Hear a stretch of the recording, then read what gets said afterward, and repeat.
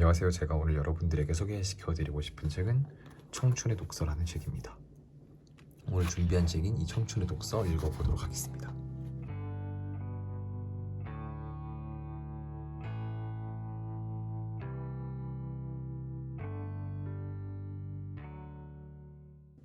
위대한 한 사람이 세상을 구할 수 있을까?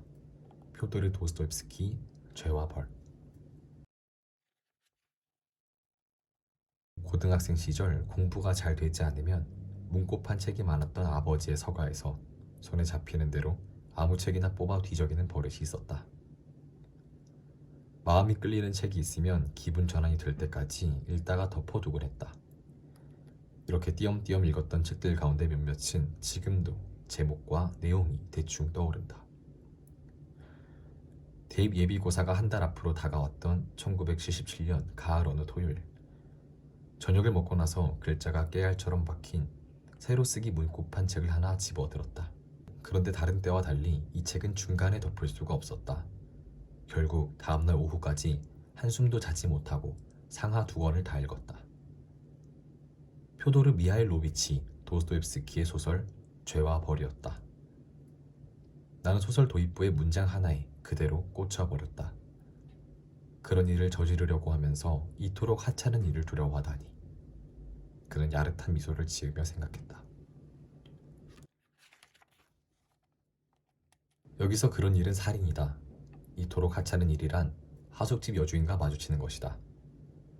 전당 보도파 알료나 이바노브나를 죽이고 돈을 훔치기로 결심한 주인공 로지온 로마노비치 라스콜리니코프는 현장을 미리 답사하기 위해 하숙집을 나섰다. 그런데 그런 엄청난 범죄를 저지르려고 하는 사람이 집세와 식대가 밀려있다는 사실 때문에 주눅이 든 나머지 혹시 계단에서 하숙집 여주인과 마주칠까봐 마음을 졸였다. 주인공은 자신의 그런 모습을 야릇한 미소를 지으며 비웃었던 것이다. 가난은 누구의 책임인가? 결국 라스콜리니코프는 전당포 노파를 죽였다. 범죄에 쓴 도구는 도끼였다. 자기가 예측한 것과 달리 바로 그 순간 현장에 나타났던 노파의 배다른 여동생 리자베타도 같은 방법으로 죽였다. 이것은 계획하지 않은 살인이었다. 그런데 이 엽기적인 범죄를 저지른 살인범 라스콜리니코프는 악한 인간이 아니다. 못된 짓을 한 적이 없는 선량한 대학생이다. 자기도 돈에 쪼들리면서 폐결핵에 걸린 친구를 도우려고 얼마 남지 않은 생활비를 다 써버리고 그것도 부족해 그 친구 아버지 장례도 치러주었다.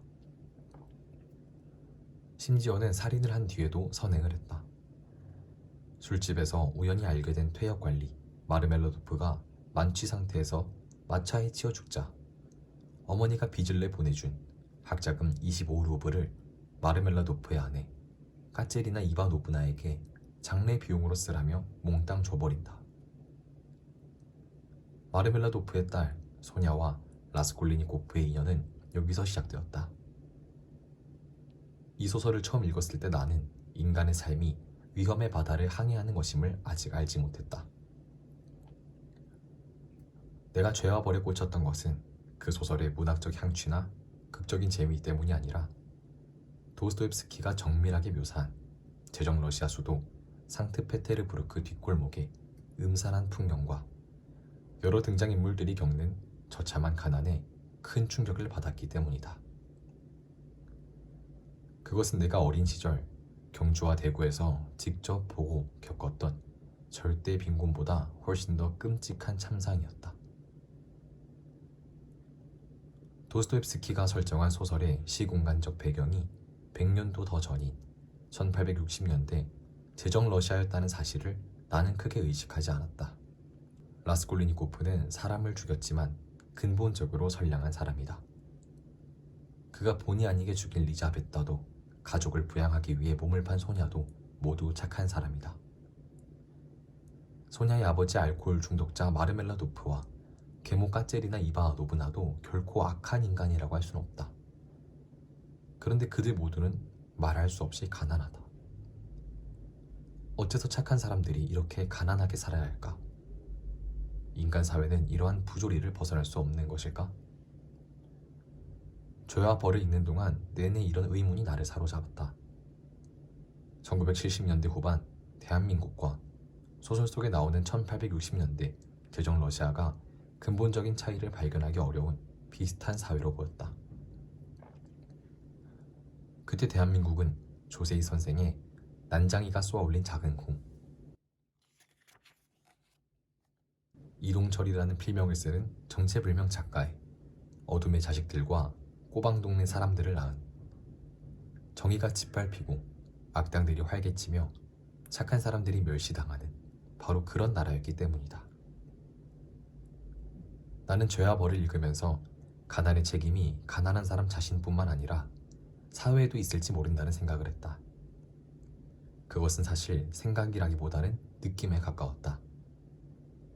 사회제도와 빈곤의 상호관계 또는 인과관계를 논리적으로 인지한 것이 아니었기에 느꼈다고 말하는 편이 나을 것 같다. 이 느낌은 다음과 같은 의문을 불러왔다. 만약 개인에게 전적으로 책임을 물을 수 없는 어떤 사회적 악덕이 존재한다면 그러한 사회악은 도대체 왜 생겨났는가? 사회악을 완화하거나 종식시키기 위해서는 무엇을 어떻게 해야 하는가?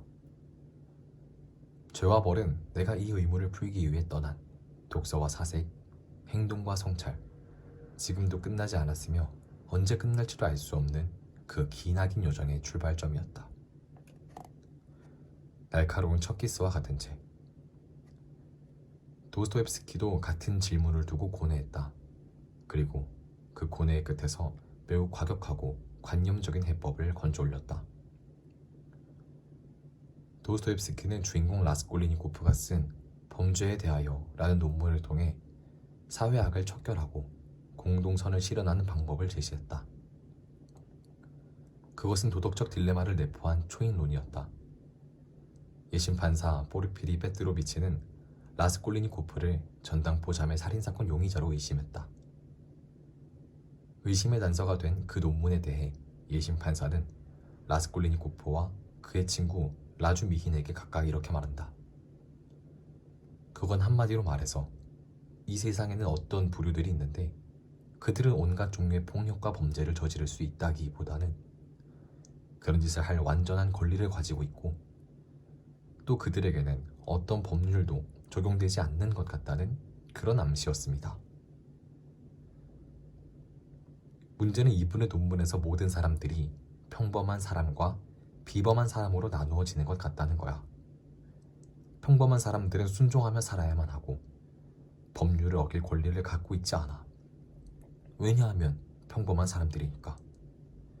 비범한 사람들은 모든 종류의 범죄를 저지를 수 있는 권리와 법률을 위반할 수 있는 권리를 지니고 있는데 이는 그들이 비범하기 때문이라는 거야. 라스콜리니코프는 포르피리가 거의 올바르게 논문을 이해했다고 하면서도 한 가지 차이가 있다고 말한다. 비범한 사람들이 반드시 모든 종류의 폭력을 써야만 하고 그래야 할 의무가 있다고 주장하진 않았습니다. 저는 다만 비범한 사람은 권리를 가지고 있다. 즉 공식적인 권리가 아니라 스스로 자신의 양심상 모든 장애를 제거할 수 있는 권리를 가졌다고 말한 것뿐입니다. 그것도 만일 그의 신념, 때로는 모든 인류를 위한 구원적인 신념일 수도 있지요. 그러한 신념을 실행에 옮기기 위해서 그렇게 하는 것이 요구되는 경우에 한해서만 말입니다.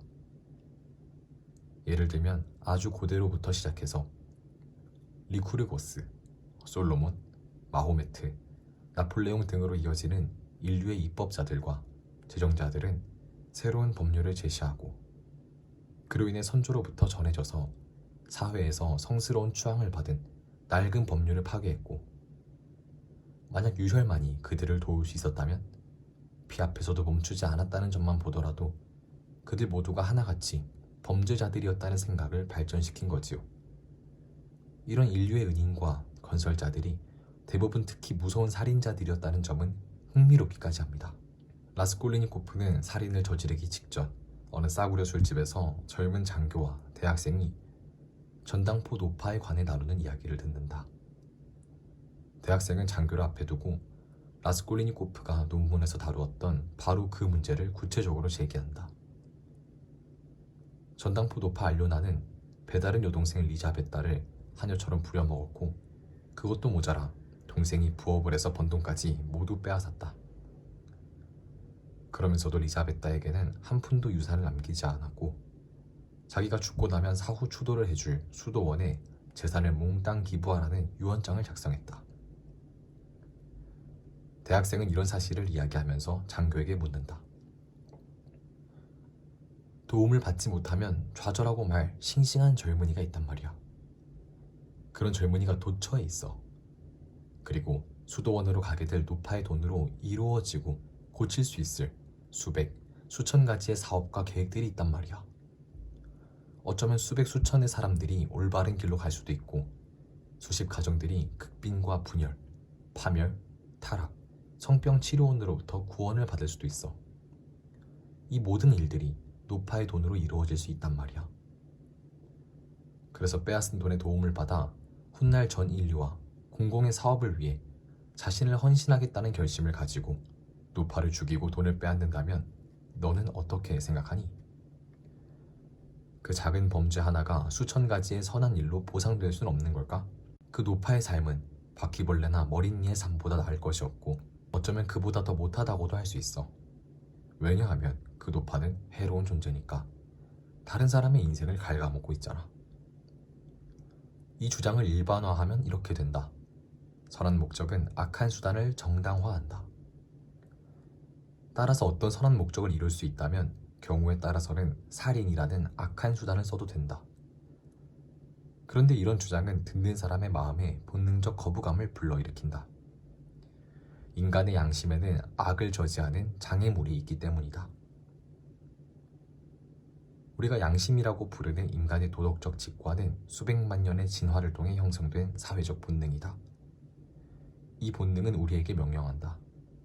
다른 사람을 수단으로 사용하지 말라. 평범한 부류에 속하는 사람은 이 명령을 거역하지 못한다. 만약 누군가 스스로 자신의 양심상 모든 장애를 제거하고 선한 목적을 위해서는 피 앞에서도 멈추지 않는다면 그 사람은 비범한 부류 또는 초인이라고 할 수 있을 것이다. 라스콜리니코프는 전당포 노파를 살해함으로써 이 이론을 실행에 옮겼던 것이다. 죄와 벌은 유독한 향기를 내뿜는 아름다운 꽃과 같았다. 그 향기는 예민하고 순수하지만 성숙하지 않은 정신을 일시적으로 마비시켰다. 나에게 죄와 벌은 열병과 같은 정신적 흥분을 안겨준 날카로운 척키스였다. 나는 책을 다 읽은 다음 며칠을 멍한 상태로 지냈으며 그 강렬한 자극과 충격을 오래도록 잊지 못했다. 그리고 32년 세월이 흐른 후에 다시 죄와 벌을 만났다. 재회는 상상과 다른 법이라더니 정말 그런 모양이다.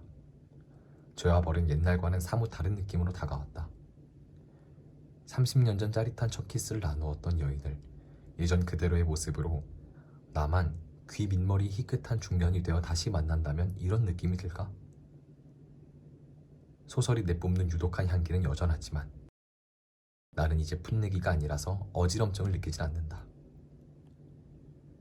빈곤의 책임이 어떤 원리에 따라 개인과 사회에 나누어지는지, 개인과 사회가 자기 몫의 책임을 다하기 위해서는 각각 무엇을 어떻게 해야 하는지 오랜 시간 공부하고 토론하고 주장하고 덜어낸 행동으로 옮겨보기도 했다. 그래서 그 문제를 굳이 소설 죄와 벌을 가지고 논하고 싶은 욕구도 잃지 않는다. 대신 그때는 보거나 느끼지 못했던 다른 것들이 마음에 조용히 스며든다. 놀랍게도 나는 두냐라는 인물을 새로 발견했다. 죄와 벌을 다시 읽기 시작했을 때 나는 라스콜리니코프의 누이 동생 두냐를 아예 기억하지 못하고 있었다는 사실을 깨달았다. 예전에는 두냐에 대해 특별한 흥미를 느끼지 못했기 때문이리라. 그런데 이번에 죄와 벌을 읽는 동안 누구보다 가깝고 다정하게 다가온 인물이 두냐였다. 죄와 벌의 주요 등장인물들은 하나같이 정신이 건강하지 않다. 우울증, 알코올 중독, 편집증, 과대망상, 정신분열증을 앓고 있다. 주인공 라스콜리니코프는 말할 것도 없다. 두냐와 약혼했던 사업가 루진, 스토커처럼 두냐에게 구애했지만 끝내 거절당하자 결국 자살하고만. 스비드 리가일로프, 소냐의 아버지 마르멜라도프와 어머니 까테리나 이바노브나, 전당포도파 알료나와 여동생 리자베타까지 모두가 요즘이라면 심리치료사와 정신과 의사의 도움을 받아야 할 사람들이다. 그런 가운데 변함없이 반듯한 가치관과 인간적 품위를 지키기에 두냐는 더욱 도드라져 보인다. 두냐는 도스토옙스키의 소설에서 보기 드문 인간형이다. 악령과 백치, 까라마조프 신의 형제들을 비롯하여 다른 대표작의 주요 등장인물들도 모두 죄와 벌의 인물들처럼 정신적으로 불안정하다. 무엇 때문일까? 나는 작가 도스토옙스키 자신이 기괴하고 병적인 삶을 살았기 때문에 그가 창조한 인물들도 그랬던 것이 아닐까 짐작한다. 피조물은 아무래도 창조주를 닮기 마련 아니겠는가? 도스토옙스키는 많은 농노와 영지를 소유한 귀족 가문의 둘째 아들로 1821년에 태어났다. 그는 개인적으로 여러 차례 극적인 사건을 경험했다. 당대의 엽기적 살인 사건에 큰 관심을 쏟았고 그 사건들을 소설의 모티브로 활용했다. 첫 번째 극적인 사건은 도스토옙스키가 공병학교에 다니던 18살 청년이었을 때 일어났다. 아버지가 농노들에게 살해된 것이다. 두 번째 사건은 간질 발작이었다. 24살의 첫 소설 가난한 사람들을 발표해 러시아 문단의 샛별로 떠올랐던 도스토옙스키는 바로 다음 해 간질 증세를 자각했는데 그는 평생 동안 이 질병에 시달리면서 살아야 했다. 도스토옙스키는 충동적이고 낭비벽이 심한 도박 중독자였다. 그는 욕망과 충동을 절제하지 못했다. 첫사랑이라는 소설로 우리에게 널리 알려진 이반 투르게네프를 비롯하여 그를 귀하게 여겼던 당대의 여러 러시아 문인들이 무절제한 사생활을 걱정하고 비판했지만 아무 소용이 없었다. 도스토옙스키는 소설을 써서 번 돈을 거의 모두 도박으로 날렸다. 도박 자금을 마련하려고 새로운 소설 집필 계약을 하는가 하면 노른 빚을 갚기 위해 저작권을 팔아치우기도 했다.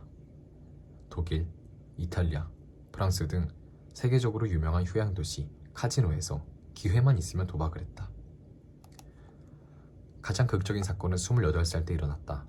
그 무렵 도스토옙스키는 사회주의자, 공산주의자들과 자주 어울렸다. 당시 사유재산 제도를 불평등과 사회 악의 근원으로 본 샤를 푸리에 등 소위 공상적 사회주의 사상과 이론이 유럽 지식인 사회에 열풍을 일으켰고 많은 러시아 작가들이 여기에 관심을 가졌다. 1849년 4월 7일 푸리에의 생일을 기념하여 러시아의 유명한 작가들이 작은 모임을 열었다. 여기서 도스토옙스키는 소설가 니콜라이 고골을 비판한 평론가 비사리온 벨린스키의 편지를 낭독했다. 누구보다 먼저 고골의 재능을 알아보았던 벨린스키는 만년의 고골이 러시아 정교회와 차르 체제를 찬양하는 책을 출판하자 고골을 반계몽주의와 사악한 탄압을 옹호하는 자라고 비판하는 공개 서한을 썼다. 도스토옙스키가 모임에서 낭독한 편지가 바로 이것이었다. 고골을 비판하는 것은 곧 차르를 비판하는 것과 마찬가지였다. 도스토옙스키는 반체제 시국 사범으로 체포되어 사형을 선고받았다. 그런데 황제는 사형 집행 직전이었던 1849년 12월 22일 특별 사면을 내려 사형 집행을 전격 중단시키고 강제 노동으로 감형해 주었다.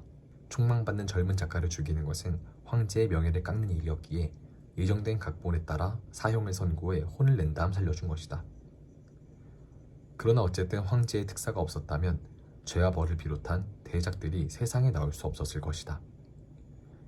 사형을 면하기는 했지만 도스토옙스키는 옴스크에서 4년 동안 비참한 유배 생활을 해야 했다. 이 사건은 작가에게 말할 수 없이 큰 충격을 주었고 지울 수 없는 상흔을 남겼다.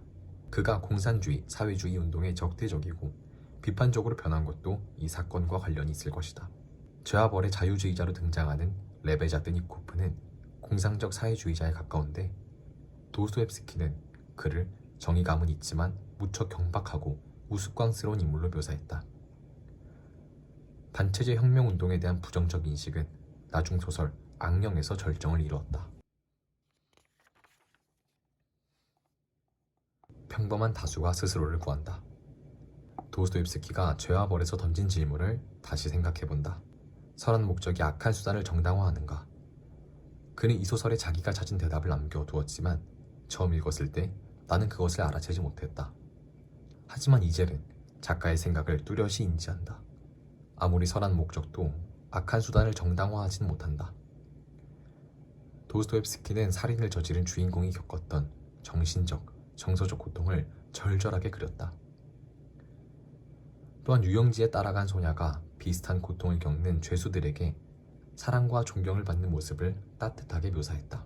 그리고 마침내 유형지 작업장 통나무 더미 위에서 라스콜리니코프가 소냐의 발에 몸을 던져 키스하는 장면을 통해 주인공이 죄를 인정하고 심리적 고통에서 해방되는 과정을 보여주었다.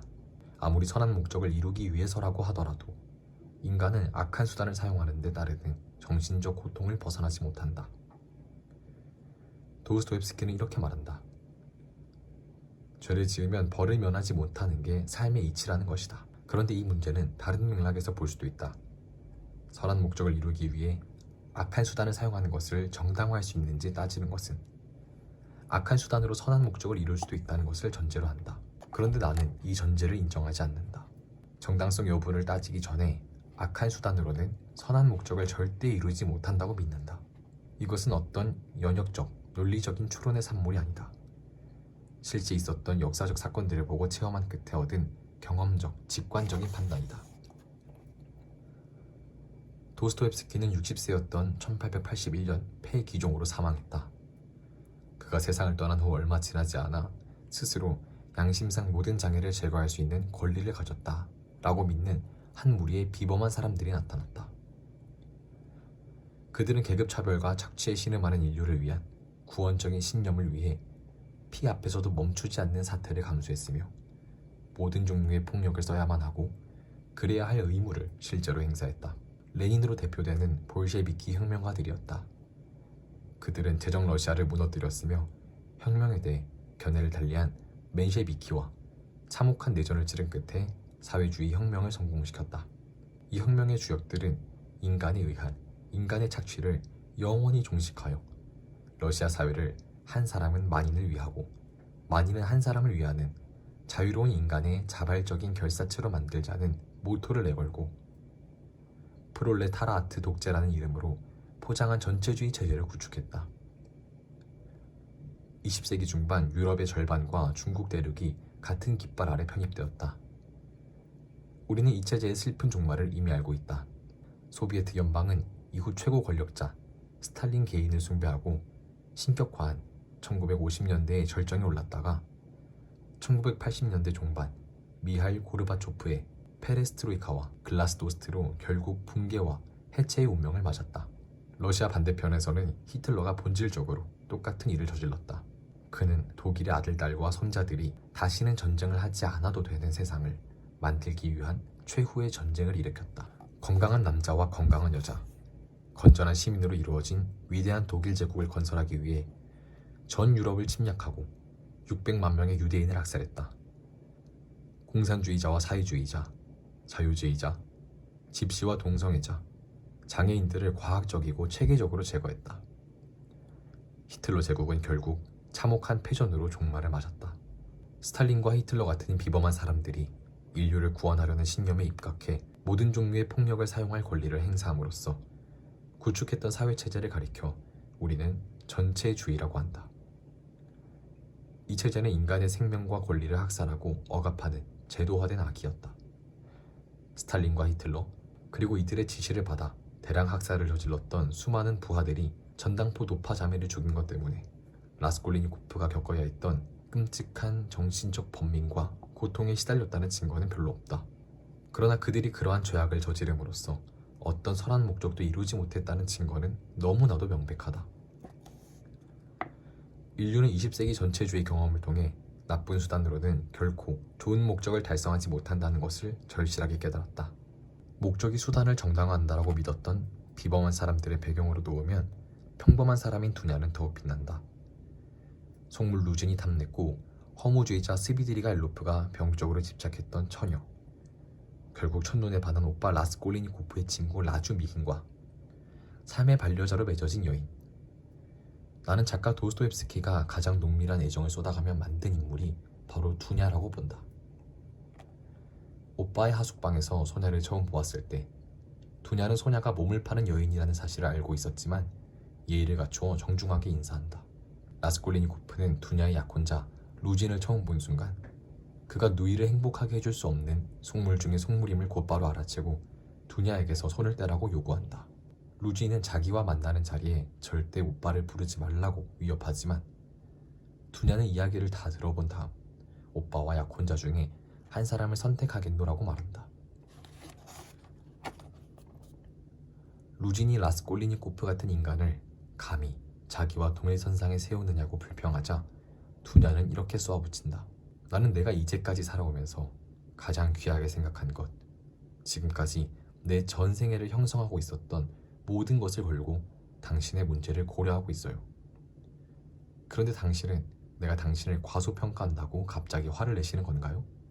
두냐는 소냐와 마찬가지로 가족을 지극히 사랑하며 가족을 위해 자신을 기꺼이 희생하려는 여인이다. 그런 그녀가 가족을 위해 몸을 팔러 나갔던 소냐를 동등한 인격체로 존중한 것은 너무나 자연스러운 일이었다. 일시적 정신 이상을 인정받아 사형을 면한 오빠 라스콜리니코프를 보살피기 위해 유형지에 따라가겠다고 한 소냐의 부탁을 들은 두냐는 사랑과 감사의 마음으로 받아들인다. 도스토옙스키에게 두냐와 소냐는 사실상 동일인물이다. 유형지의 범죄자들에게 어머니와 누이처럼 사랑받고 존경받은 소냐는 두냐의 분신이나 마찬가지였다. 두 여인은 작가가 끝없이 선망하고 흠모했던 도스토옙스키의 연인들이다. 인간의 졸엄과 품격을 구현하는 강력한 내면의 힘을 가진 평범하고 지혜로운 러시아의 여인들이었던 것이다. 라스콜리니코프의 초인론은 스탈린과 히틀러의 전체주의 체제로 현실화되었다. 소수의 비범한 사람들이 인류를 구원하려는 신념을 실행하기 위해 온갖 종류의 폭력과 범죄를 저지를 완전한 권리를 행사한 전체주의 체제가 있었다. 그리고 그 반대편에 다수의 평범한 사람들에게 동등한 인권과 참정권을 부여하고 그들을 대표하는 사람에게 의사결정권을 제한적으로 위임하는 민주주의 체제가 있다. 20세기 세계사는 소수의 비범한 사람들이 인류를 구원하는 것이 아니라 다수의 평범한 사람들이 스스로 자신을 구원한다는 것을 보여주었다. 수없이 많은 소냐와 두냐들이 좋은 세상을 만든 것이다. 만약 도스토옙스키가 20세기를 목격했다면 그는 틀림없이 이렇게 말했을 것이다.